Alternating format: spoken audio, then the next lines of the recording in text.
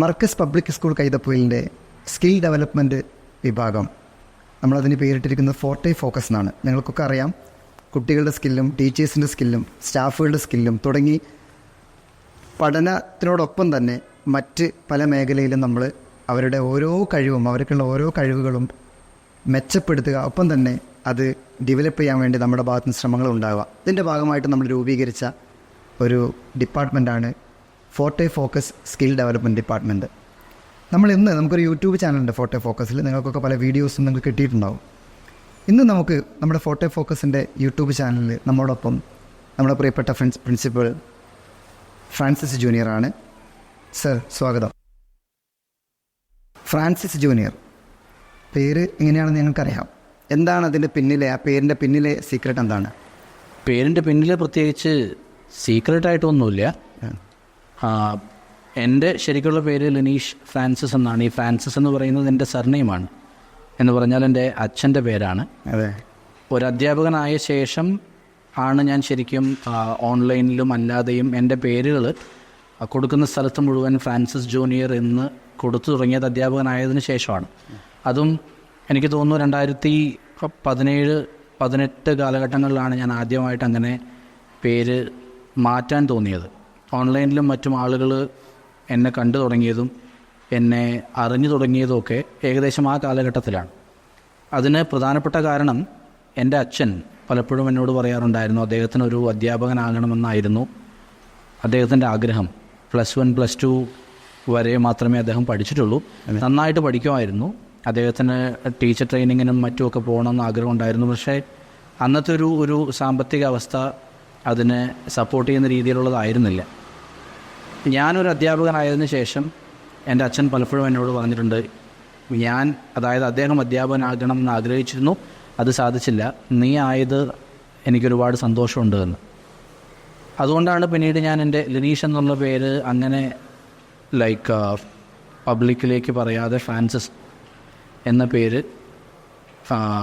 ഓൺലൈനിലും മറ്റും ഉപയോഗിച്ച് തുടങ്ങിയത്.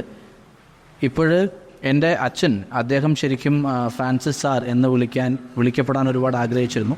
അദ്ദേഹത്തിന് കഴിഞ്ഞില്ല. ഇന്ന് എന്നിലൂടെ എന്നെ വിളിക്കുന്നവർ മുഴുവൻ ലിനീഷ് സാർ എന്നല്ല വിളിക്കുന്നത്, മറിച്ച് ഫ്രാൻസിസ് സാർ എന്നാണ് വിളിക്കുന്നത്. എന്നെക്കൊണ്ട് എൻ്റെ അച്ഛന് കൊടുക്കാൻ കഴിയുന്ന ഒരു സന്തോഷം അത്ര മാത്രമേ അതിനുള്ളിൽ ഉദ്ദേശിച്ചിട്ടുള്ളൂ.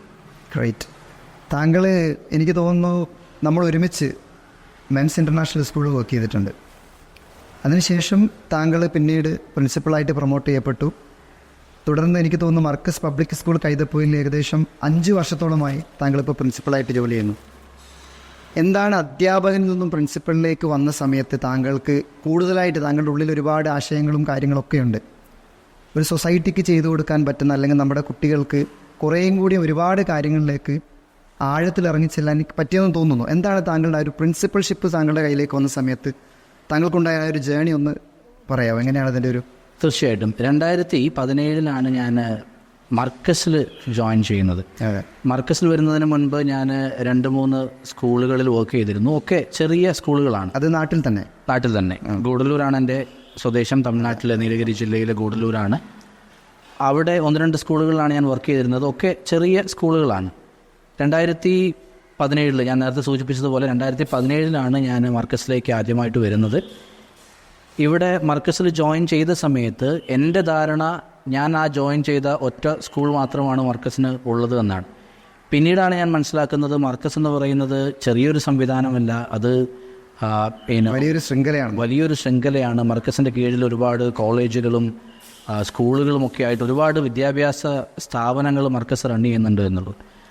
മർക്കസിൻ്റെ വലിപ്പം മനസ്സിലാക്കിയ അന്ന് മുതൽ എൻ്റെ മനസ്സിലുണ്ടായിരുന്ന ഒരാഗ്രഹമാണ് ഒരു ലീഡർഷിപ്പ് പൊസിഷനിലേക്ക്. മർക്കസിന് ഇത്രയും സ്കൂളുകളുണ്ട്, ഏതെങ്കിലും ഒരു സ്കൂളിലെ പ്രിൻസിപ്പലായിട്ട് മാറുക അല്ലെങ്കിൽ പ്രൊമോട്ട് ചെയ്യപ്പെടുക എന്നുള്ളത് എൻ്റെ ഒരു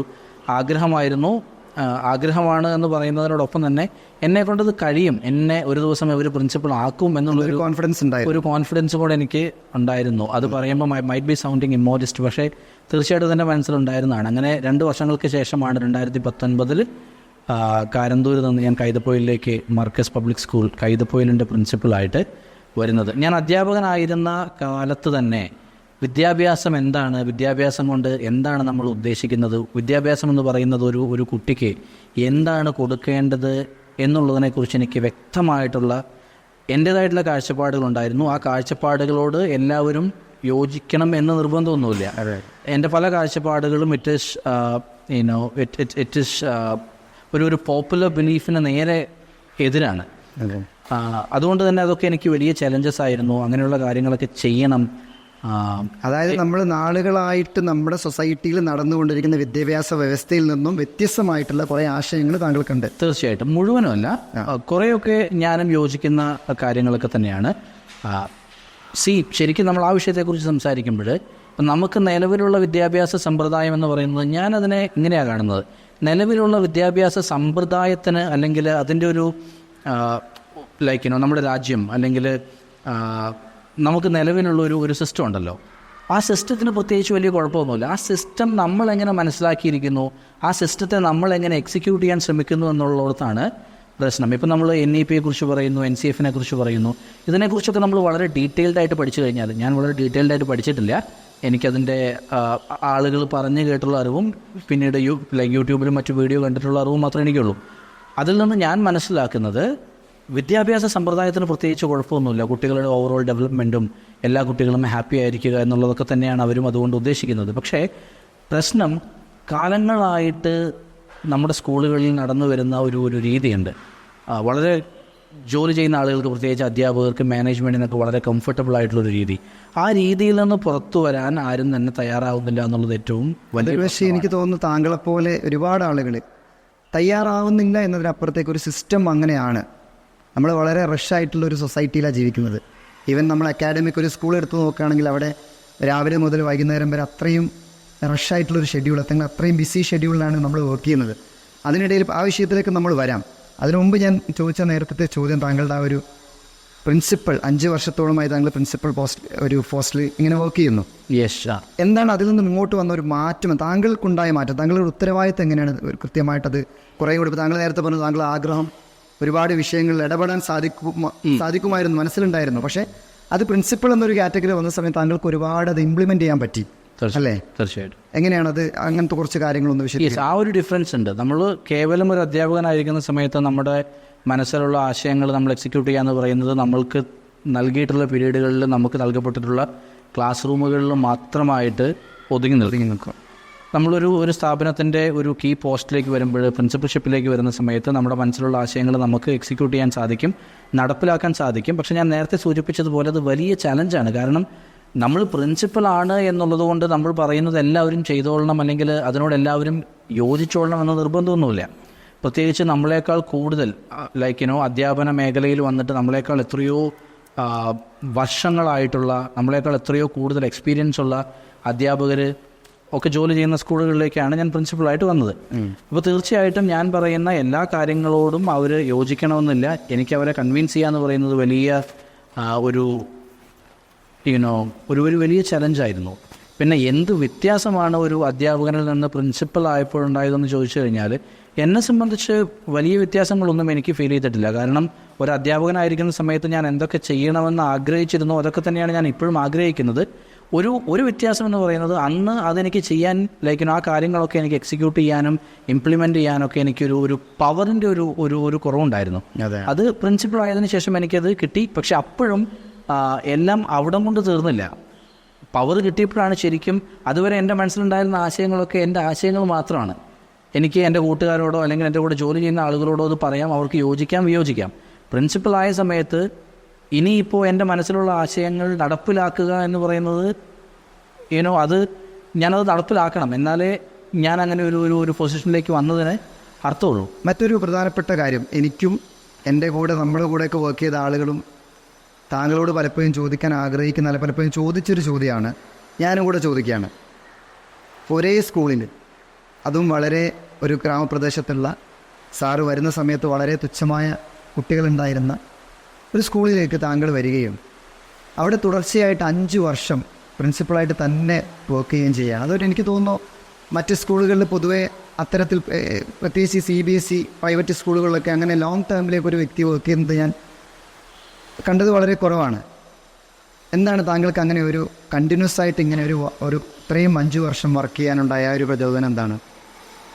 റൈറ്റ്. ഒന്ന്, CBSE സ്കൂളുകളിൽ ഒരു ലോങ് ടേമിലേക്ക് ഒരു 3 വർഷം 5 വർഷത്തിൽ കൂടുതൽ പ്രിൻസിപ്പൽസ് വർക്ക് ചെയ്യാറില്ല എന്ന് പറയുന്നത് സാധാരണഗതിയിൽ അങ്ങനെയാണ്. പക്ഷേ റെയർലി അങ്ങനെ ആളുകൾ എന്ത് ചെയ്യാറുണ്ട്, ജോലി ചെയ്യാറുണ്ട്. ഇപ്പോൾ എൻ്റെ അറിവിലുള്ള ആളുകൾ തന്നെ 10 വർഷവും 9 വർഷമൊക്കെ കണ്ടിന്യൂസ് ആയിട്ട് ഒരേ സ്കൂളിൽ തന്നെ പ്രിൻസിപ്പളായിട്ട് ജോലി ചെയ്തിട്ടുള്ള ആളുകളൊക്കെ ഉണ്ട്. പക്ഷെ വളരെ റെയറാണ്. ഒന്നെങ്കിൽ മാനേജ്മെൻറ്റ് ട്രാൻസ്ഫറും മറ്റു കാര്യങ്ങളും കൊടുക്കുക, അതല്ലെങ്കിൽ പ്രിൻസിപ്പൾ ആയിരിക്കുന്ന വ്യക്തി തന്നെ ഒരു 2 വർഷത്തിന് ശേഷം ഇനി മറ്റൊരു എൻ്റെ അറിവിൽ നോക്കാം. എൻ്റെ അറിവിൽ താങ്കൾക്ക് അത്തരത്തിലുള്ള ട്രാൻസ്ഫറും കാര്യങ്ങളും ഒക്കെ താങ്കളെ സംബന്ധിച്ച് അതിനേക്കാൾ ഉയർന്ന പോസ്റ്റും കാര്യങ്ങളൊക്കെ വന്നിട്ടുണ്ട്. അതാണ് ഞാൻ ചോദിക്കുന്നത്, എന്തുകൊണ്ട് ഈ സ്കൂളിൽ തന്നെ 5 വർഷം വർക്ക് ചെയ്യുന്നത്? അത് ഞാൻ നേരത്തെ നിങ്ങൾ എന്നോട് ചോദിച്ച ചോദ്യവും ഞാൻ പറഞ്ഞ ഉത്തരവുമായിട്ട് അത് ബന്ധപ്പെട്ട് കിടക്കുന്നു. അതെ, ഞാൻ പറഞ്ഞില്ലേ, എൻ്റെ മനസ്സിൽ ചില ആശയങ്ങളുണ്ടായിരുന്നു. അല്ലെങ്കിൽ അത് എൻ്റെ ആശയങ്ങൾ എന്നല്ല, ശരിക്കും വിദ്യാഭ്യാസം കൊണ്ട് ഒരു കുട്ടിക്ക് കിട്ടേണ്ടത് ഇന്നതാണ് എന്നുള്ളൊരു കാഴ്ചപ്പാട് അത് ചെറുതായിരുന്നില്ല എന്നെ സംബന്ധിച്ചിടത്തോളം. അതുകൊണ്ട് തന്നെ ഈ കാഴ്ചപ്പാടുകൾ ഞാൻ നേരത്തെ സൂചിപ്പിച്ചതുപോലെ തന്നെ അത് നല്ലൊരു ശതമാനം ആളുകൾ അത് അംഗീകരിച്ചിരുന്നില്ല എന്നുള്ളതുകൊണ്ട് തന്നെ ഞാൻ ചിന്തിച്ചിരുന്ന കാര്യങ്ങൾ എനിക്ക് നടപ്പിലാക്കാൻ 1 വർഷമോ 2 വർഷമോ അത് മതിയാവുന്നൊരു കാലയളവല്ല. അതുകൊണ്ട് ഒരു കാര്യം നമ്മൾ തുടങ്ങി വെക്കുക, ആ തുടങ്ങി വെച്ച കാര്യം നമ്മൾ ഉദ്ദേശിക്കുന്ന ഒരു രീതിയിലേക്ക് എത്തണമെങ്കിൽ, അതിൻ്റെ ഒരു റിസൾട്ട് നമ്മൾ ഉദ്ദേശിക്കുന്ന ഒരു ഔട്ട്പുട്ട് ഉണ്ടാകണമെങ്കിൽ തീർച്ചയായിട്ടും അതിന് that has to run its നമ്മളങ്ങനെ പറയാം, അതിൻ്റെ കോഴ്സ് റൺ ചെയ്ത് തീർക്കണം എന്ന് പറയാം. It has to run its course. അതിന് ഇത്രയും സമയം കൂടിയേ തീരൂ. 2 വർഷങ്ങൾക്ക് ശേഷം ഞാൻ ഒരുപക്ഷെ മറ്റൊരു സ്ഥാപനം നോക്കി പോയിരുന്നെങ്കിൽ, മറ്റൊരു ജോലി നോക്കി പോയിരുന്നെങ്കിൽ, ഇനി മറ്റൊരു ജോലി പോലും നോക്കണ്ട, മറ്റൊരു സ്ഥാപനം നോക്കി ഇതേ പ്രിൻസിപ്പളായിട്ട് തന്നെ മറ്റൊരു സ്ഥാപനത്തിലേക്ക് പോയിരുന്നെങ്കിൽ പോലും ഞാൻ തുടങ്ങി വെച്ച ചില കാര്യങ്ങളുണ്ട്. ഞാൻ നേരത്തെ സൂചിപ്പിച്ചതുപോലെ ആളുകൾ, എൻ്റെ കൂടെ ജോലി ചെയ്തിരുന്ന ആളുകൾ, അധ്യാപകർ, പേരൻസ്, കുട്ടികൾ, അവരൊക്കെ ഇതൊക്കെ നടക്കുമോ എന്ന ഒരു ചിന്തയോടുകൂടെയാണ് ഒരു പകുതി മനസ്സോടുകൂടിയാണ് അവരതൊക്കെ സമ്മതിച്ചത്. അങ്ങനെ ഞാൻ പകുതി വഴിക്കത് ഇട്ടിട്ട് പോയി കഴിഞ്ഞാൽ ഈ പറഞ്ഞ കാര്യങ്ങളൊന്നും അവിടെ നമ്മുടെ സ്കൂളിൽ നടക്കില്ലായിരുന്നു. എന്നുള്ളത് കൊണ്ടാണ് ഞാൻ ചിന്തിച്ച കാര്യങ്ങളത് പൂർണ്ണമായിട്ട് ഞാൻ ഉദ്ദേശിച്ച ഒരു ഔട്ട്പുട്ട്, ഞാൻ പ്രോമിസ് ചെയ്തൊരു ഔട്ട്പുട്ട് പേരൻസിനും കുട്ടികൾക്കും അധ്യാപകർക്കും കാണിച്ചു കൊടുക്കുക എന്നുള്ള ലക്ഷ്യത്തോടുകൂടെ മാത്രമാണ് മറ്റു അവസരങ്ങൾ കിട്ടിയിട്ട് ഞാൻ സ്കൂളിൽ നിന്ന് പോകാതിരുന്നത്. ഓക്കെ, അപ്പോൾ താങ്കൾ പറഞ്ഞു താങ്കളുടെ മനസ്സിലുണ്ടായിരുന്ന കുറേ കാര്യങ്ങൾ, താങ്കൾ ചെയ്തുകൊണ്ടിരിക്കുന്ന കുറേ കാര്യങ്ങൾ, ചെയ്തു വച്ച കുറേ കാര്യങ്ങൾ, ഏതായാലും അക്കാര്യങ്ങൾ നിങ്ങൾക്ക് അറിയാൻ താല്പര്യമുണ്ട്. എന്തൊക്കെയാണ് താങ്കളുടെ മനസ്സിലുള്ള കാര്യങ്ങൾ, ഉണ്ടായിരുന്ന കാര്യങ്ങൾ, താങ്കൾ ചെയ്തു വെച്ച കാര്യങ്ങൾ, ഇപ്പം താങ്കൾ സ്കൂളിൽ ചെയ്തുകൊണ്ടിരിക്കുന്ന കാര്യങ്ങൾ എന്തൊക്കെയാണ്? തീർച്ചയായിട്ടും ഞാൻ പറഞ്ഞില്ലേ, ഞാൻ അധ്യാപകനായിരുന്ന കാലം മുതൽ ഇപ്പോഴും എൻ്റെ മനസ്സിലുള്ള വലിയൊരു സ്വപ്നമെന്ന് പറയുന്നത്, ഞാൻ ടീച്ചേഴ്സ് ട്രെയിനിങ് പ്രോഗ്രാമുകളായാലും, മാതാപിതാക്കളോട് സംസാരിക്കുന്ന സമയത്തായാലും, കുട്ടികളുടെ സമയത്തായാലും, കുട്ടികളോട് സംസാരിക്കുന്ന സമയത്താണെങ്കിലും ഞാൻ എപ്പോഴും പറഞ്ഞിട്ടുള്ളൊരു കാര്യമുണ്ട്. എൻ്റെ മനസ്സിലൊരു സ്കൂളെന്ന് പറയുന്നത് അത് ഇൻ ടേംസ് ഓഫ് ഇൻഫ്രാസ്ട്രക്ചറോ അല്ലെങ്കിൽ സ്കൂളിൻ്റെ സാമ്പത്തിക അവസ്ഥയോ, എത്ര അധ്യാപകർ ജോലി ചെയ്യുന്നു എന്നുള്ളതോ, അവിടെ എത്രത്തോളം ക്വാളിഫൈഡ് ആയിട്ടുള്ള ആളുകൾ ജോലി ചെയ്യുന്നു ഉള്ളതോ, എത്ര കുട്ടികൾ പഠിക്കുന്നോ എന്നുള്ളതോ ഒന്നുമല്ല. എന്നെ സംബന്ധിച്ച് വിദ്യാലയം എന്ന് പറയുന്നത് എൻ്റെ ഏറ്റവും വലിയ സ്വപ്നം വീക്കെൻഡുകളെ ഇഷ്ടപ്പെടാത്ത കുട്ടികൾ പഠിക്കുന്ന സ്കൂളുകളാവണമെന്നാണ്. ശരിക്കും നിലവിൽ നമുക്കുള്ളത് വെള്ളിയാഴ്ച ആവാൻ അല്ലെങ്കിൽ ശനിയാഴ്ച ആവാൻ കാത്തിരിക്കുന്ന കുട്ടികളാണ്. 2 ദിവസം ഹോളിഡേ ആണ്. തിങ്കളാഴ്ച രാവിലെ എഴുന്നേൽക്കുമ്പോൾ സ്കൂളിൽ പോകണമല്ലോ എന്ന് ആലോചിച്ച് സങ്കടപ്പെടുന്ന കുട്ടികളാണ്. എനിക്കത് നേരെ തിരിച്ചാണ് വേണ്ടത്. I want that to be happen the other way around. നേരെ തിരിച്ച് സംഭവിക്കണം.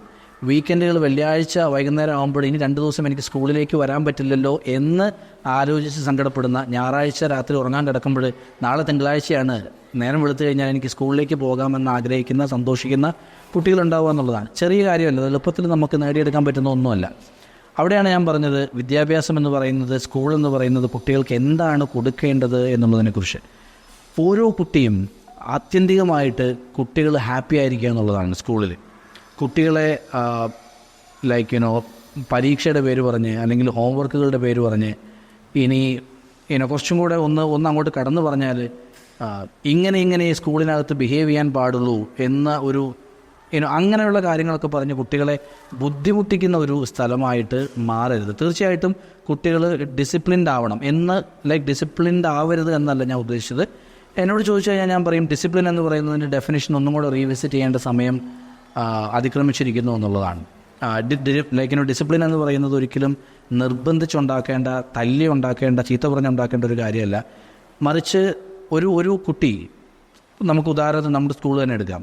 നമ്മുടെ സ്കൂൾ തീർച്ചയായിട്ടും ആ ഒരു അവസ്ഥയിലേക്കൊന്നും എത്തിയിട്ടില്ല. ഓൺ ദ വേ ഒരു പുതിയൊരു കുട്ടി നമ്മുടെ സ്കൂളിലേക്ക് വരുന്ന സമയത്ത് ഒരു അധ്യാപകനും ഒന്നും പറഞ്ഞു കൊടുക്കാതെ അവിടെയുള്ളൊരു സിസ്റ്റം, അവിടെയുള്ളൊരു ഡിസിപ്ലിൻ, അതിലേക്ക് കുട്ടികൾ തന്നെ വേറെ വഴിയില്ലാതെ ജെല്ലായി പോവുക എന്ന് പറയുന്നൊരു രീതിയുണ്ട്. അപ്പോൾ കുട്ടികൾക്കത് മോഡൽ ചെയ്യാൻ കഴിയണം. അവിടെയുള്ള അധ്യാപകരും മറ്റു കുട്ടികളുമൊക്കെ പെരുമാറുന്നത് ആ രീതിയിലേക്ക് ആയിരിക്കണം. ബഹുഭൂരിപക്ഷം സ്കൂളുകളും സംഭവിക്കുന്ന എന്താണെന്ന് ചോദിച്ചു കഴിഞ്ഞാൽ ഒരു സിസ്റ്റം ഉണ്ടാക്കി വെക്കുകയും, അല്ലെങ്കിൽ അതിനെ സിസ്റ്റം എന്ന് വിളിക്കുന്നു. ഞാനതിനെ നിർബന്ധിച്ച് ചെയ്യിപ്പിക്കുന്ന കാലത്തോളം ഞാനതിനെ സിസ്റ്റം എന്ന് വിളിക്കില്ല. അതിൻ്റേതായിട്ടുള്ളൊരു ഫ്ലോ ഉണ്ടാവണം, ഒരു സ്പോണ്ടേനിറ്റി ഉണ്ടാവണം, എങ്കിൽ മാത്രമേ നമുക്ക് അതിനൊരു സിസ്റ്റം എന്ന് വിളിക്കാൻ പറ്റുള്ളൂ. പുതിയതായിട്ട് അതിലേക്ക് വരുന്ന ആൾക്ക് മാത്രമായിരിക്കണം അതിനകത്തൊരു നിർബന്ധം ഫീൽ ചെയ്യേണ്ടത്. ബാക്കിയുള്ളവർക്കൊക്കെ അത് അവരുടെ അവരുടെ ഒരു ബിഹേവിയറിൻ്റെ, സ്ഥിരമായിട്ടുള്ള പെരുമാറ്റത്തിൻ്റെ ഒക്കെ ഭാഗമായിട്ട് മാറണമെന്നുള്ളതാണ്. സാറ് ചോദിച്ച ചോദ്യത്തിലേക്ക് എൻ്റെ മനസ്സിലുണ്ടായിരുന്ന ഒരാശയം അതാണ്. വളരെ ഹാപ്പി ആയിട്ടുള്ള, സന്തോഷമായിട്ടുള്ള, സന്തോഷിക്കുന്ന കുട്ടികൾ ഉണ്ടായിരിക്കുക. ഓരോ ദിവസവും കുട്ടികൾക്ക് അവർക്ക് എന്താണോ താല്പര്യമുള്ളത്, അവർക്ക് എന്തിലാണോ എക്സൽ ചെയ്യാൻ കഴിയുന്നത്, ആ കാര്യങ്ങളിൽ അവർക്ക് കൂടുതൽ അറിവ് കൊടുക്കാൻ പറ്റുക, അവരെ കൂടുതൽ ആ വിഷയത്തിൽ പ്രാക്ടീസ് ചെയ്യിപ്പിക്കുക. അങ്ങനെയുള്ള വിഷയങ്ങളിൽ അവർക്ക് കൂടുതലുള്ള അവരുടെ കഴിവുകളെ അവർക്ക് എക്സിബിറ്റ് ചെയ്യാൻ പറ്റുന്ന രീതിയിലുള്ള അവസരങ്ങൾ അവർക്ക് ഉണ്ടാക്കി കൊടുക്കുക. അങ്ങനെയുള്ളൊരു സ്ഥലമായിട്ട് മാറണം സ്കൂള്. പക്ഷേ ഇപ്പോഴും 2024 ഒരു ഡിസ്മേയിങ് ഫാക്റ്റ് എന്ന് പറയുന്നത്, ഇപ്പോഴും നമ്മൾ കുട്ടികളെ ആരോ എഴുതി വെച്ച പുസ്തകത്തിലുള്ള കാര്യങ്ങൾ കാണാതെ പഠിക്കാൻ നിർബന്ധിക്കുകയും, പരീക്ഷയിൽ അത് ഛർദ്ദിച്ചു വയ്ക്കാൻ നിർബന്ധിക്കുകയും, എന്നിട്ട് അതിൽ ആ കുട്ടികൾ വാങ്ങുന്ന മാർക്കിൻ്റെ അടിസ്ഥാനത്തിലാണ് ഇപ്പോഴും ഒരു കുട്ടി മിടുക്കനാണോ മിടുക്കനല്ലയോ എന്നൊക്കെ നമ്മൾ തീരുമാനിക്കുന്നത്. ആ അവസ്ഥ മാറണമെന്നുള്ളതായിരുന്നു എൻ്റെ മനസ്സിലുണ്ടായിരുന്ന ഏറ്റവും വലിയ ആഗ്രഹം. ഓരോ കുട്ടികൾക്കും, ചുരുക്കി പറഞ്ഞാൽ ഓരോ കുട്ടികൾക്കും അവർക്ക് എന്താണോ കഴിയുന്നത്, അവർക്ക് എന്തിലാണോ താല്പര്യമുള്ളത്, ആ വിഷയത്തിൽ എക്സൽ ചെയ്യാനും ആ വിഷയങ്ങൾ മറ്റുള്ളവരുടെ മുമ്പിൽ എക്സിബിറ്റ് ചെയ്യാനുള്ള അവസരങ്ങൾ ഉണ്ടാക്കി കൊടുക്കുക. അതുവഴി അവർക്കും ഞാനൊരു മോശം എന്ന് പറഞ്ഞാൽ ഞാനൊരു കഴിവില്ലാത്ത കുട്ടിയല്ല, എനിക്കും എൻ്റേതായിട്ടുള്ള റോള് സ്കൂളിലും സമൂഹത്തിലും എൻ്റെ വീടുകളിലുമൊക്കെ പ്ലേ ചെയ്യാനുണ്ട് എന്ന് അവർക്ക് മനസ്സിലാക്കി കൊടുക്കുക എന്നുള്ളതാണ്. അതിൻ്റെ ഭാഗമായിട്ട് ഒരുപാട് കാര്യങ്ങൾ നമ്മൾ നമ്മുടെ സ്കൂളിൽ, കൈതപ്പൊയിൽ സ്കൂളിൽ തീർച്ചയായിട്ടും ചെയ്യുന്നുണ്ട്. ഒക്കെ ഒന്നും അതിൻ്റെ പൂർണ്ണതയിലേക്ക് എത്തിയിട്ടില്ല. ഒക്കെ ഒരു 60%, 70%, 80% നമുക്കതിങ്ങനെ കൊണ്ടുവന്ന് എത്തിക്കാൻ സാധിച്ചിട്ടുണ്ട്. ഇപ്പോഴും നമ്മൾ പ്രതീക്ഷിക്കുന്ന, നമ്മൾ എയിം ചെയ്യുന്ന ഒരു ലക്ഷ്യമുണ്ടല്ലോ, ആ ജേർണിയിലാണ് നമ്മളിപ്പോഴും ഉള്ളത്. ഓക്കെ, അപ്പോൾ എനിക്ക് തോന്നുന്നു ആ ഒരു വിഷയമായിട്ട് ബന്ധപ്പെട്ട് എനിക്ക് തോന്നുന്നു കഴിഞ്ഞ വർഷം കഴിഞ്ഞ വർഷത്തെ പ്രതിഭകളെ നിങ്ങൾ ഈ വർഷമാണ് ആദരിച്ചത്. ഈ വർഷം ഏകദേശം 150ഓളം കുട്ടികൾ, വിവിധ മേഖലകൾ 150ഓളം കുട്ടികൾ, അത് അതിൻ്റെ ഭാഗമായിരുന്നു. അതെ, എനിക്ക് തോന്നുന്നു ഒരു പഠനത്തിലെ മികവ് കൊണ്ടോ അല്ലെങ്കിൽ പുസ്തകത്തിലെ വായന കൊണ്ടോ അല്ലെങ്കിൽ അങ്ങനത്തെ വിഷയത്തിലല്ല അവർ. എനിക്ക് തോന്നുന്നു മറ്റ് പല മേഖലയിൽ നിന്നും ഏറ്റവും കഴിവ് തെളിയിച്ച സ്റ്റേറ്റിലും, എനിക്ക് തോന്നുന്നു ഇന്ത്യയിൽ ഒട്ടാകെ ഉള്ള മത്സരങ്ങളിലൊക്കെ പങ്കെടുത്ത് പല മേഖലയിലും പല സമ്മാനങ്ങളും വാങ്ങിച്ച കുട്ടികളെ ആദരിക്കുകയുണ്ടായി.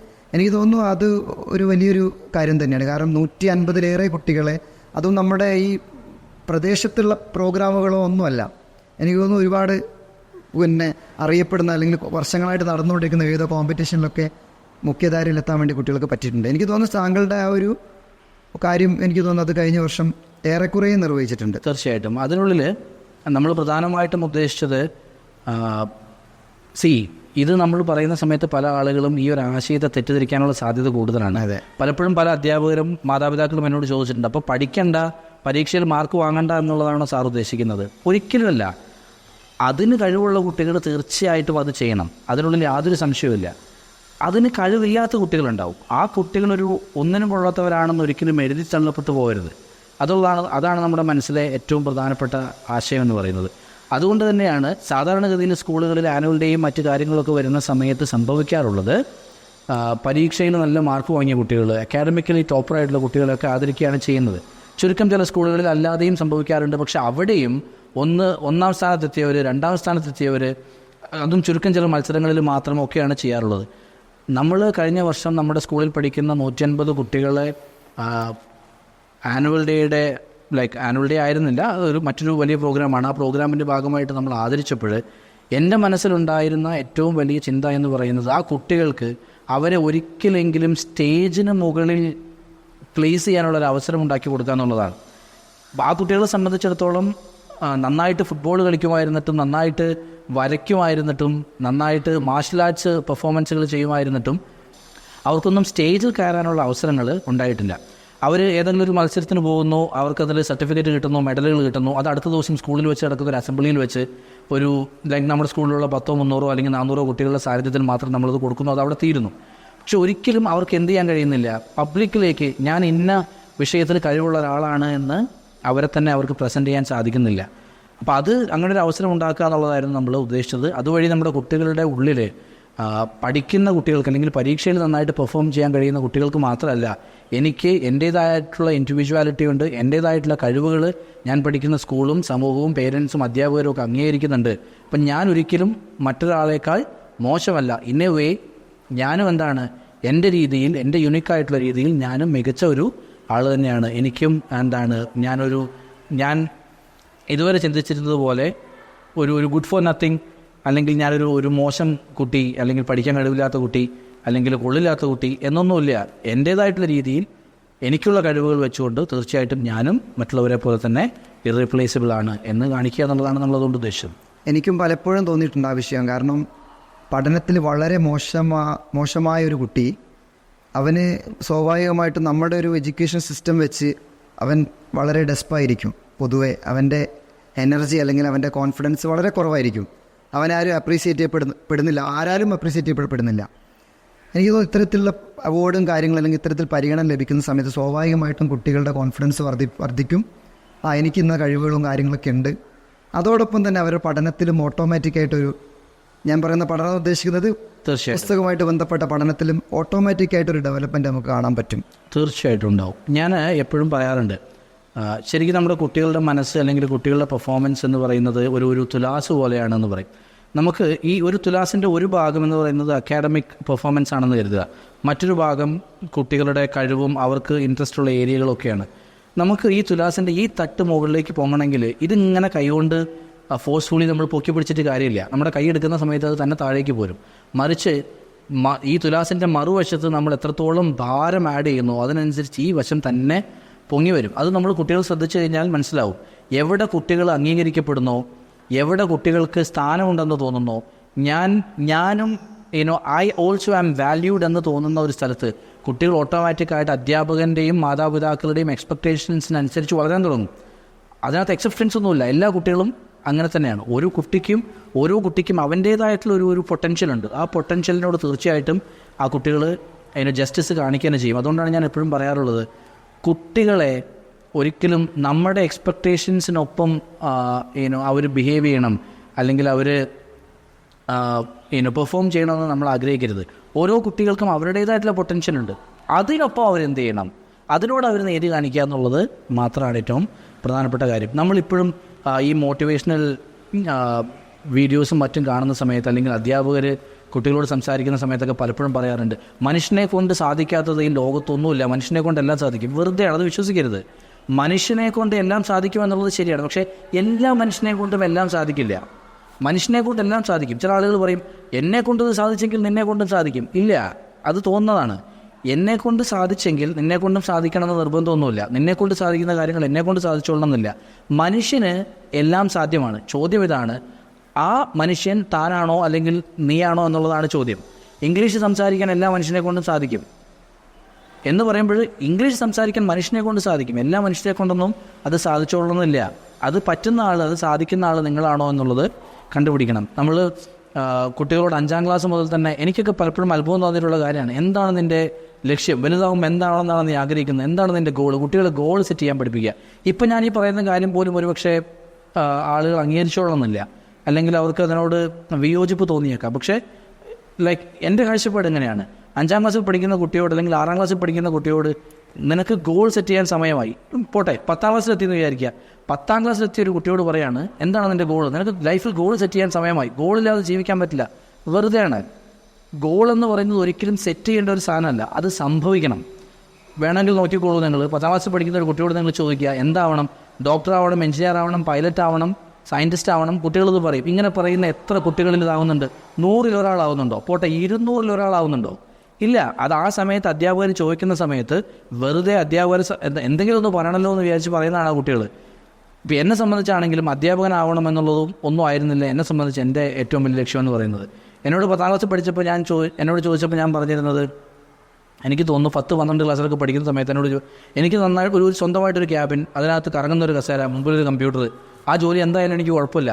കാരണം അന്ന് എനിക്ക് കമ്പ്യൂട്ടറിനോട് വല്ലാത്ത താല്പര്യമാണ്, ഇന്നുമുണ്ട്.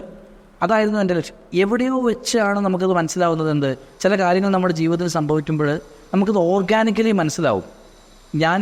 എൻ്റെ മനസ്സിലുള്ള പാഷൻ ഇതാണ് എന്നുള്ളത്. അതങ്ങനെ സംഭവിക്കണം. അല്ലാതെ ഗോൾ ഞാൻ ഇന്ന് നേരം വെളുക്കും എണ്ണീട്ടിരുന്നിട്ട് ചിന്തിക്കുകയാണ് എനിക്ക് ഡോക്ടർ ആവണം, ഞാൻ തീരുമാനിച്ചു കഴിഞ്ഞു.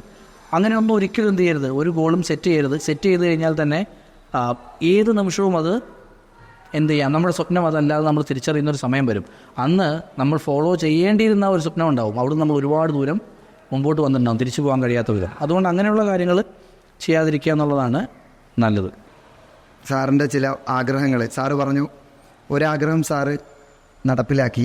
അത് ഈ ഒരു 5 വർഷത്തിനിടയിൽ ഇത്തരത്തിലുള്ള കുട്ടികളെ കണ്ടെത്തി. എനിക്ക് തോന്നുന്ന കുട്ടികൾ ഇവിടെ മുതൽ KG മുതൽ ഇങ്ങനെ പഠിച്ചു വരുന്ന കുട്ടികളാണ്. തീർച്ചയായും. അപ്പോൾ അവരെയൊക്കെ കണ്ടെത്തി അവർക്ക് വേണ്ട പ്രോത്സാഹനം നൽകി അവരെ പുറത്തുള്ള മത്സരങ്ങൾക്ക് പങ്കെടുപ്പിച്ചു.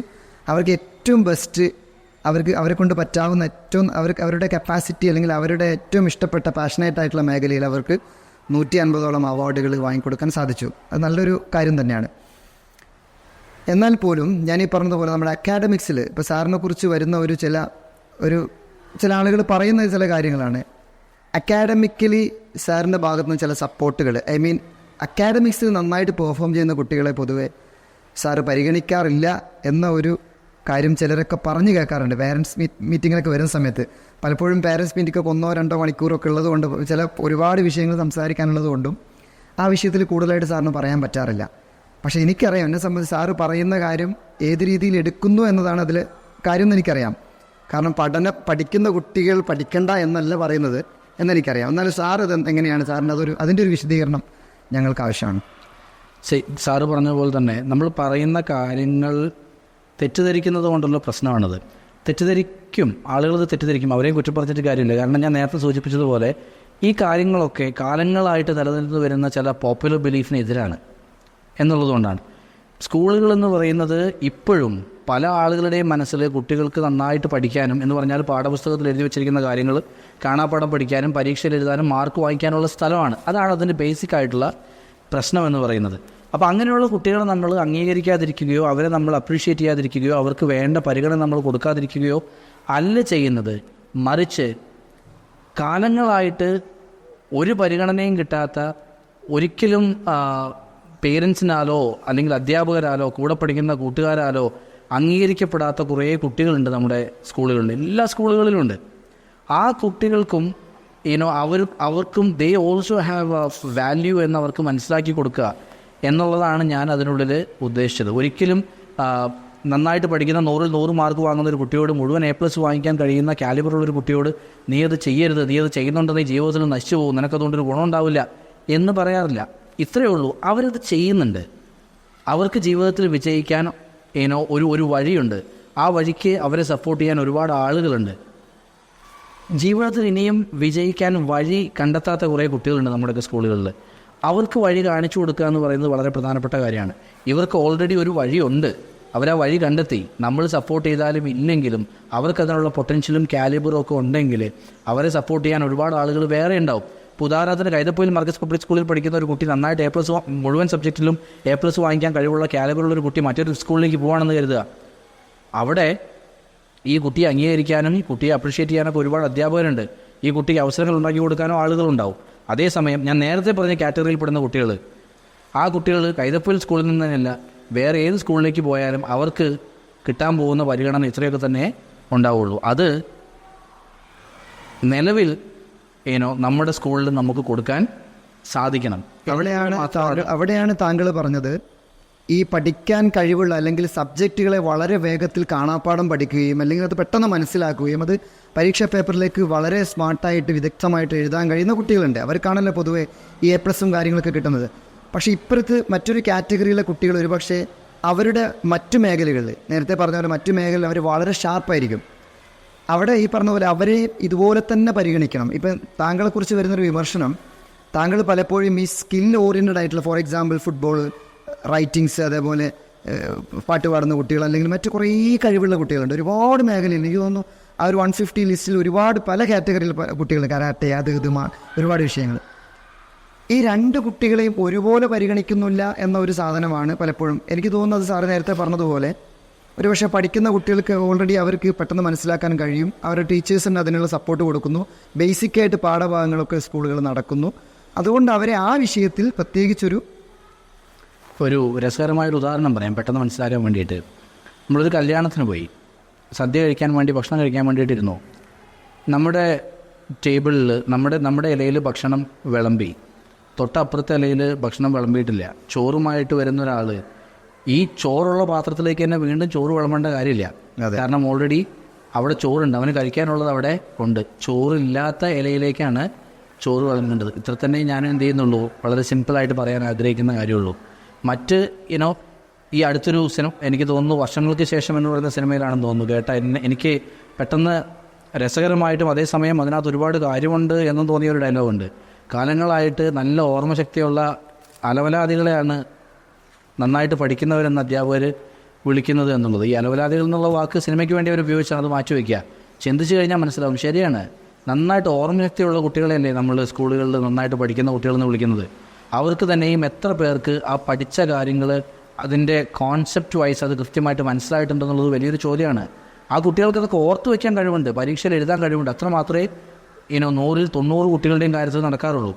അവർ ആ കോൺസെപ്റ്റ് കൃത്യമായിട്ട് പഠിച്ചിട്ടില്ല, അല്ലെങ്കിൽ മനസ്സിലാക്കിയിട്ടില്ല എന്നുള്ളത് വലിയൊരു പ്രശ്നമാണ്. അപ്പോൾ അതും പഠിക്കുന്ന കുട്ടികളുടെ കാര്യത്തിൽ, അല്ലെങ്കിൽ നന്നായിട്ട് അക്കാഡമിക്കിൽ പെർഫോം ചെയ്യാൻ കഴിയുന്ന, പരീക്ഷയിൽ പെർഫോം ചെയ്യാൻ കഴിയുന്ന കുട്ടികളുടെ കാര്യത്തിൽ ഞാൻ എപ്പോഴും അവരോട് പറയാറുള്ളത്, അധ്യാപകരോട് ഉണർത്താറുള്ള ഏറ്റവും പ്രധാനപ്പെട്ട കാര്യം എന്ന് പറയുന്നത്, അവരെ പരീക്ഷയ്ക്ക് വേണ്ടി ഒരുക്കരുത്, മറിച്ച് അവർക്ക് അവരോട് പറയാനുള്ള കാര്യങ്ങൾ, അല്ലെങ്കിൽ അവരെ പഠിപ്പിക്കാനുള്ള കാര്യങ്ങൾ കൃത്യമായിട്ട് പഠിപ്പിക്കുക.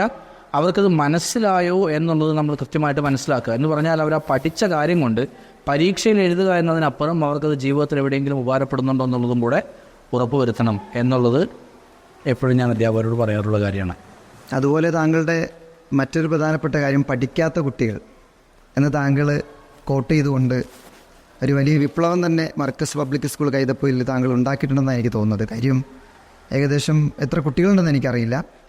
ആ ഒരു കാര്യത്തിന് ശേഷം ആ ഒരു തീരുമാനം, പഠിക്കാത്ത കുട്ടികളെ തിരഞ്ഞ് കണ്ടുപിടിച്ച്, അല്ലെങ്കിൽ മറ്റ് സ്കൂളുകൾ ഇൻ്റർവ്യൂ ഒക്കെ ചെയ്ത് അവരെ ക്വാളിഫൈഡ് അല്ല, ഇവരെ നമുക്ക് സ്കൂളിൽ പഠിപ്പിക്കാൻ പറ്റില്ല എന്ന് തഴയപ്പെട്ടിരുന്ന കുട്ടികളെയൊക്കെ താങ്കൾ എന്ത് ചെയ്തു, നമ്മുടെ സ്കൂളിലേക്ക് സ്വാഗതം, നമ്മുടെ സ്കൂളിലേക്ക് നിങ്ങൾക്ക് അങ്ങനെയുള്ള കുട്ടികൾക്ക് സ്പെഷ്യലായിട്ട് നമ്മൾ അംഗീകാരങ്ങൾ, അല്ലെങ്കിൽ നമ്മൾ അതിനെ റെക്കഗ്നൈസ് ചെയ്യുന്നുണ്ട് എന്ന് പറഞ്ഞുകൊണ്ട്, പഠിക്കാത്ത കുട്ടികളെന്ന് പറഞ്ഞുകൊണ്ട് ഒരുപാട് കുട്ടികൾക്ക് അഡ്മിഷൻ നൽകുകയും, അതിലുള്ള യാഥാർത്ഥ്യം എന്ന് പറയുന്നത് പിന്നീട് പിൽക്കാലത്ത് അവർ എഴുതാനും വായിക്കാനും മാത്രമല്ല അവർ പബ്ലിക്കായിട്ട് സംസാരിക്കാനും ഒക്കെ ഒരുപാട് കഴിവുള്ള കുട്ടികളായിട്ട് മാറി.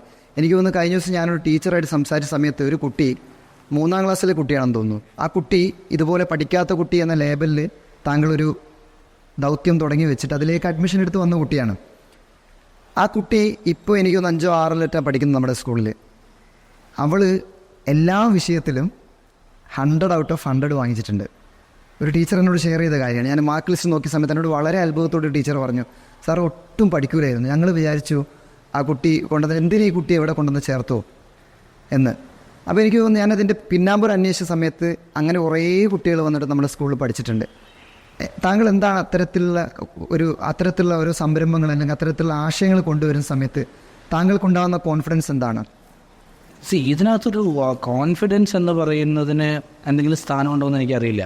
ശരിക്കും ആലോചിച്ച് കഴിഞ്ഞാൽ സ്കൂളുകളൊക്കെ അതിനു വേണ്ടിയിട്ടുള്ളതല്ലേ? അല്ല, ഞാൻ ചോദിച്ചത് പല പ്രിൻസിപ്പൽമാരും, ഇപ്പോൾ എനിക്കറിയാം പല മാനേജ്മെൻറ്റും പല പ്രിൻസിപ്പൽമാരും അത്തരത്തിലുള്ള കുട്ടികളെ സ്ഥാപനത്തിലേക്ക് എടുത്തു കഴിഞ്ഞാൽ ഈ കുട്ടി നമുക്ക് സ്കൂളിന് എന്താവും, ഒരു പേരുദോഷം ഉണ്ടാക്കും, അല്ലെങ്കിൽ സ്കൂളിന് മാർക്ക് കുറഞ്ഞ് തോറ്റുപോയി എന്നുള്ള ലേബൽ ഉണ്ടാക്കും. അപ്പോൾ അതിനൊരു ധൈര്യം കാണിക്കണം, അല്ലെങ്കിൽ അതിനൊരു, എനിക്ക് സ്വമേധയാ താങ്കളെടുത്തൊരു തീരുമാനം. അത് വളരെ വളരെ സിമ്പിളാണ്. സാറ് പറഞ്ഞതിൽ തന്നെ അതിന് ഉത്തരവുണ്ട്. എന്തുകൊണ്ടാണ് ഈ കുട്ടികളെ പല സ്കൂളുകളിലും അവർ അഡ്മിഷൻ എടുക്കാത്തതെന്ന് ചോദിച്ചു കഴിഞ്ഞാൽ, ഈ കുട്ടികൾ സ്കൂളിന് പേരുദോഷം ഉണ്ടാക്കും എന്നുള്ളതാണ്. നമ്മൾ മനസ്സിലാക്കേണ്ട ഒരു കാര്യമുണ്ടല്ലോ, കുട്ടികൾ സ്കൂളിനല്ല പേരുണ്ടാക്കി കൊടുക്കേണ്ടത്. നമ്മൾ വിശ്വസിച്ച് വരുന്ന കുട്ടികൾക്ക് സ്കൂളാണ് പേരുണ്ടാക്കി കൊടുക്കേണ്ടത്. ആ തിരിച്ചറിവ് വലുതാണ്. അപ്പോൾ അതുകൊണ്ട് നമുക്ക് ചെയ്യാൻ പറ്റുന്ന കാര്യങ്ങൾ, എനിക്ക് തോന്നുന്നു 2 വർഷം മുമ്പാണ് അങ്ങനെ ഒരു ആഡ് ചെയ്തത്. മറ്റ് സ്കൂളുകളിൽ 5ലും 6ലും ഒക്കെ എത്തിയിട്ടും എഴുതാനും വായിക്കാനും ഒക്കെ അറിയാത്ത കുട്ടികൾ ഉണ്ട്. അവരെയൊക്കെ നിങ്ങൾ കൈതപ്പൊയിൽ മർക്കസ് പബ്ലിക് സ്കൂളിലേക്ക് കൊണ്ടുവന്നോളൂ. നമ്മൾ ഇവിടെ നിന്ന് അവരെ പഠിപ്പിക്കാം. അവരിപ്പോഴെന്താണോ ഏത് അവസ്ഥയിലാണോ ഉള്ളത് അതിനേക്കാൾ ഒരു പടിയെങ്കിലും മെച്ചപ്പെടുത്തി ഞങ്ങൾ അവരെ നിങ്ങൾക്ക് തിരിച്ചേൽപ്പിക്കാമെന്ന് പേരൻസിനോട് പ്രോമിസ് ചെയ്തത്. തീർച്ചയായിട്ടും സ്കൂളിൻ്റെയും അധ്യാപകരുടെയും ഒക്കെ ഉത്തരവാദിത്വം എന്താണെന്ന് കൃത്യമായിട്ട് മനസ്സിലാക്കിക്കൊണ്ടാണ്. എന്തുകൊണ്ട് മറ്റ് സ്കൂളുകൾ ഇത് ചെയ്യുന്നില്ല എന്ന് ചോദിച്ചു കഴിഞ്ഞാൽ ഞാൻ ആ വീഡിയോയിൽ കൃത്യമായിട്ട് പറഞ്ഞിരുന്നു. അതവരുടെ അതവരുടെ ഒരു കുറവായിട്ടോ പോരായ്മയായിട്ടോ ഒന്നും ഞാൻ കാണുന്നില്ല. നിവൃത്തികേടുകൊണ്ടാണ്. കാരണം അവരുടെ ഒരു കംഫർട്ടബിൾ ആയിട്ടുള്ള ഏരിയയ്ക്ക് പുറത്താണ് ഈ സംഭവം ഉള്ളത്. അങ്ങനെയുള്ള കുട്ടികളെ എടുക്കുന്ന സമയത്ത് 4ലേക്കും 5ലേക്കും കുട്ടികൾ അഡ്മിഷൻ എടുക്കുന്ന സമയത്ത് ശ്രദ്ധിക്കേണ്ട ഒരു കാര്യം, അവിടെ ഈ കുട്ടികളെ കൊണ്ടുവന്ന് ഇരുത്തി കഴിഞ്ഞാൽ മറ്റു കുട്ടികളെ പഠിപ്പിക്കാൻ കഴിയാതെയാവും. അല്ലെങ്കിൽ ഇവരെ ശ്രദ്ധിക്കാൻ പോയി കഴിഞ്ഞാൽ നിലവിലവിടെ ഉള്ള കുട്ടികളെ പഠിപ്പിക്കാൻ പറ്റാതാവും. അവരെ ശ്രദ്ധിക്കാൻ പോയി കഴിഞ്ഞാൽ ഇവരോട് ചെയ്ത പ്രോമിസിനെ നമുക്ക് കീപ്പ് ചെയ്യാൻ പറ്റാതാവും.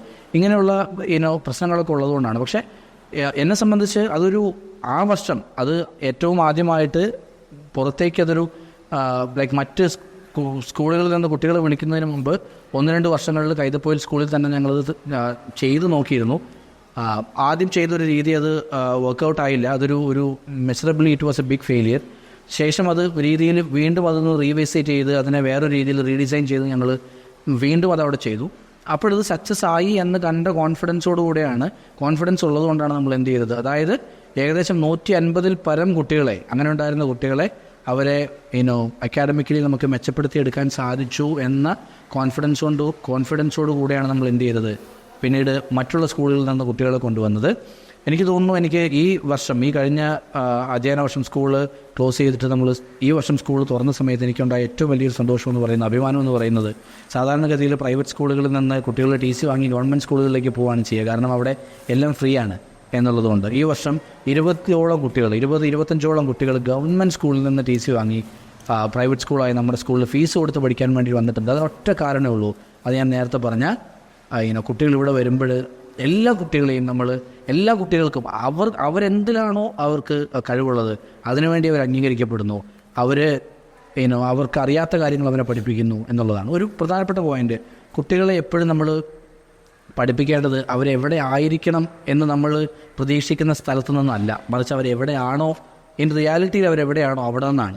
6ാം ക്ലാസ്സിൽ പഠിക്കുന്ന 11-12 വയസ്സുള്ളൊരു കുട്ടി ഒരു അധ്യാപകരെ സംബന്ധിച്ചിടത്തോളം 6ാം ക്ലാസ്സിൽ അല്ലെങ്കിൽ 5 വർഷം പഠിച്ച വിദ്യാഭ്യാസം പൂർത്തിയാക്കിയ ഒരു കുട്ടിക്ക് ഇന്ന കാര്യങ്ങൾ അറിഞ്ഞിരിക്കണം, അവൻ ഇന്ന ഏരിയയിൽ എത്തിയിരിക്കണം എന്നൊരു പ്രതീക്ഷയുണ്ട്. അവിടെ നിന്ന് ആ കുട്ടിയെ പഠിപ്പിക്കാനാണ് അധ്യാപകർ ശ്രമിക്കുക. അതുകൊണ്ടാണ് പലപ്പോഴും 6ാം ക്ലാസ്സിൽ കുട്ടിയോട് ഒരു ചോദ്യം ചോദിച്ചു, 2 എത്രയാണെന്ന് ചോദിച്ചപ്പോൾ കുട്ടിക്ക് അറിയില്ലെങ്കിൽ ഇതൊക്കെ നീ 2ാം ക്ലാസ്സിൽ പഠിക്കേണ്ട കാര്യമല്ലേ എന്നൊരു അധ്യാപകൻ ചോദിക്കുന്ന അവിടെയാണ്. കൈതപ്പൊയിൽ മർക്കസ് പബ്ലിക് സ്കൂളിൽ ഓരോ അധ്യാപകനും ഓരോ അധ്യാപികയും അങ്ങനെ ചോദിക്കില്ല എന്നുള്ളത് നമ്മൾ എപ്പോഴോ ഉറപ്പ് വരുത്തിയിട്ടുള്ള കാര്യമാണ്. 2 എത്രയാണെന്നുള്ളത് കുട്ടിക്ക് അറിയില്ലെങ്കിൽ അവൻ 6ലാണെങ്കിലും 10ലാണെങ്കിലും എന്താണോ കുട്ടിക്ക് അറിയാത്ത കാര്യങ്ങൾ പഠിപ്പിക്കുക. അവൻ എവിടെയാണോ അവിടെ നിന്ന് ആ കുട്ടിയെ കൈപിടിച്ച് മുന്നോട്ട് കൊണ്ടുപോകുക എന്നുള്ളതാണ് നമ്മൾ ചെയ്യുന്ന കാര്യം. അതുതന്നെയായിരുന്നു അങ്ങനെ ഒരു കാര്യം ചെയ്യുമ്പോൾ നമുക്കുണ്ടായിരുന്ന കോൺഫിഡൻസ്. തീർച്ചയായിട്ടും അത് പറയുമ്പോൾ I must thank all my teachers. Like ഞാൻ ഈ കാര്യങ്ങൾ അവരോട് പറയുമ്പോൾ പോലും ഞാൻ ഒറ്റൊരാൾ മാത്രമാണ് ആ ഒരു കാര്യത്തിൽ പൂർണ്ണമായും വിശ്വസിച്ചിരുന്നത്. ബാക്കിയുള്ള ആളുകൾക്കൊക്കെ ഇതിങ്ങനെ നടക്കുമോ, പ്രാക്ടിക്കലി ഇത് ചെയ്യാൻ പറ്റുമോ എന്നുള്ള സംശയം ഉണ്ടായിരുന്നു. എങ്കിൽ പോലും ദേ സ്റ്റുഡ് ബൈ മീ. അതുകൊണ്ടാണ് നമുക്ക് എന്ത് ചെയ്യാൻ പറ്റിയത്, അത് നേടിയെടുക്കാൻ സാധിച്ചത്. ഇന്ന് എൻ്റെ കൂടെ ജോലി ചെയ്യുന്ന എല്ലാ അധ്യാപകർക്കും ആ കോൺഫിഡൻസ് തീർച്ചയായിട്ടും ഉണ്ട്. ഇന്ന് അവർ നമ്മളോട് പറയും, സാറേ ആ കുട്ടീനെ എടുത്തിട്ടുണ്ട്, ഇങ്ങനൊരു കുട്ടിയുണ്ട്, ഞാൻ ആ കുട്ടിയെ പേഴ്സണലി ഞാൻ നോക്കിക്കോളാം, ആ കുട്ടിയെ നമുക്ക് ഇന്ന കാര്യങ്ങൾ പഠിപ്പിച്ചെടുക്കാൻ സാധിക്കുമെന്ന് പറയുന്ന രീതിയിലേക്ക് വളരാൻ സാധിച്ചിട്ടുണ്ട്. ആ 1ാം റാങ്ക് വാങ്ങിക്കാൻ കഴിയുന്ന അവരുടെ കഴിവുകളെ എക്സിബിറ്റ് ചെയ്യാൻ, പ്രസൻറ്റ് ചെയ്യാൻ നമ്മൾ പ്ലാറ്റ്ഫോംസ് കൊടുക്കുന്നില്ല. അതുകൊണ്ട് തന്നെ ഒരുപക്ഷെ ഞാൻ ആ കുട്ടിയുടെ പേര് പറഞ്ഞാൽ അല്ലെങ്കിൽ അധ്യാപികയുടെയോ അധ്യാപകൻ്റെയോ പേര് പറഞ്ഞാൽ അത് ശരിയാവില്ല എന്നുള്ളതുകൊണ്ട് ഞാനത് പറയുന്നില്ല. പക്ഷേ പലപ്പോഴും ആ കുട്ടിയെ കുറിച്ചുള്ള പരാതികൾ മാത്രമാണ് പ്രിൻസിപ്പലായ എൻ്റെ അടുത്തേക്ക് വന്നുകൊണ്ടിരുന്നത്. ഒന്നിനും കഴിവില്ല, പഠിക്കില്ല, പരീക്ഷ എഴുതില്ല എന്ന് പറഞ്ഞ കുട്ടിയാണ്. ഓരോ കുട്ടിയിലുമുള്ള പോസിറ്റീവ് കാര്യങ്ങൾക്ക് വേണ്ടിയിട്ട് കുട്ടി അംഗീകരിക്കപ്പെടുന്ന ഒരു സ്ഥലം, ഒരു ക്ലാസ് മുറി, അവിടെ ഈ മിസ്ബിഹേവിയറിനുള്ള ചാൻസ് വളരെ കുറവാണ്. നല്ല വളക്കൂറുള്ള മണ്ണാണ് ആ പ്രായം എന്ന് പറയുന്നത്. എന്തിട്ടാലും മുളയ്ക്കും. അതുകൊണ്ട് ഇടുന്നത് എന്താണ്, ഏത് തരത്തിലുള്ള വിത്താണ് നമ്മൾ വിതയ്ക്കുന്നതെന്ന് മാത്രം നമ്മൾ ശ്രദ്ധിച്ചാൽ മതി. പോയി നാം ഇത്തിരി വ്യാകരണം വായിലാക്കി വരുന്നു മന്ദം, നാവിൽ നിന്നെപ്പോഴോ പോയി മറഞ്ഞു നാനാ ജഗന്മനോ രമ്യഭാഷ എന്ന് പറയുന്നത്. വേണമെന്ന് വെച്ച് ചെയ്യുന്ന കാര്യമൊന്നുമല്ല. പക്ഷെ നമ്മുടെ നേരത്തെ പറഞ്ഞ സിസ്റ്റത്തെ ആളുകൾ, സ്കൂളുകൾ നടത്തുന്ന ആളുകൾ മനസ്സിലാക്കി വെച്ചിരിക്കുന്ന, അവരതിനെ മറ്റുള്ളവരിലേക്ക് പ്രൊജക്റ്റ് ചെയ്യുന്ന ഒരു രീതിയുണ്ട്. ആ രീതിയിൽ ഇങ്ങനെയാണ്, അച്ഛനോട് കുട്ടി ചോദിക്കുകയാണ്, ആരോ ഞാനാകണം എന്നുണ്ണി ചോദിക്കിലാരാകിലും നല്ലതെന്നുത്തരം